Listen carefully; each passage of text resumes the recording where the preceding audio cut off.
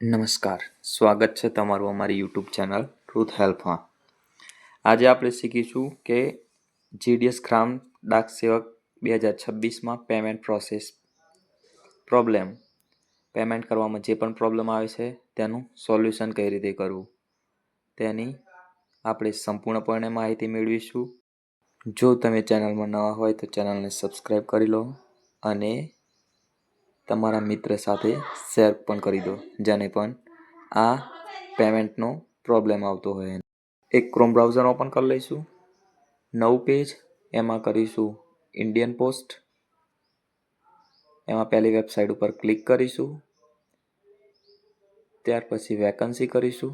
English પર click કરીશું.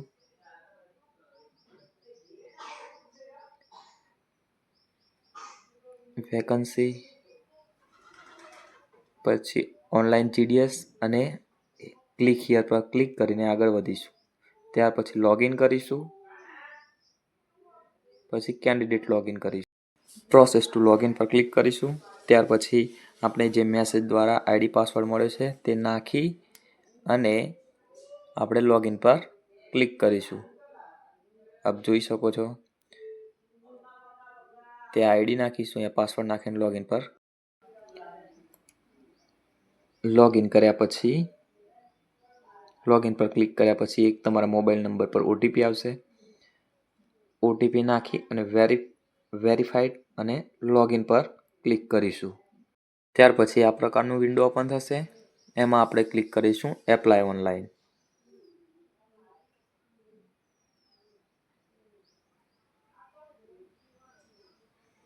Apply online પર ક્લિક કરીશું. સિલેક્ટ કરીશું જીડીએસ ડાક સેવક.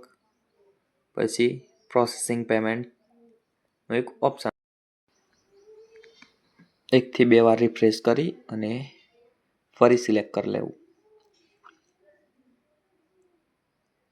આપ નીચે જોઈ શકો છો 100 રૂપિયા પેમેન્ટ ફેલ લખેલું આવ્યું છે. એમાં આપણે સિલેક્ટ કરીશું યુપીઆઈ. પછી ક્લિક હિયર પર ક્લિક કરીશું. આપ જોઈ શકો છો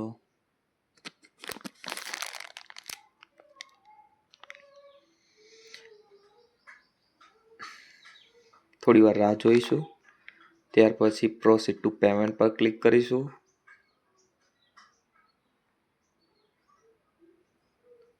પછી યુપીઆઈ ક્યુઆર કોડ પર ક્લિક કરીશું. પે નાવ પર ક્લિક કરીશું.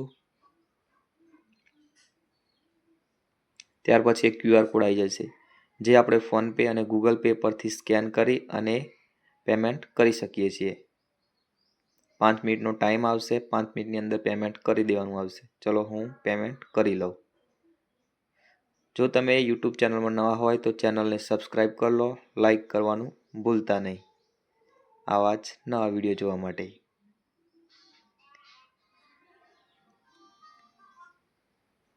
પેમેન્ટ થઈ જાય પછી આપણે રાહ જોઈશું. પેમેન્ટ થઈ ગયું છે. ત્યાર પછી કોઈ પણ આપણે દબાવવાનું નથી. રાહ જોઈશું થોડી વાર.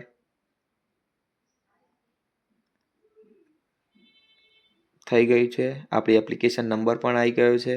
આપ જોઈ શકો છો પેમેન્ટ આપણું સક્સેસફુલી પેમેન્ટ થઈ ગયું છે. થોડી વાર રાહ જોઈશું. એમાં આપણો એપ્લિકેશન નંબર જોઈ શકો છો.